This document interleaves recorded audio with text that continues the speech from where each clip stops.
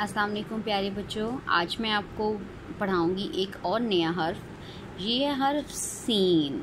ये है हर्फ सीन और इसकी आवाज़ है स। इसकी आवाज़ है स। स सूरज, स सांप,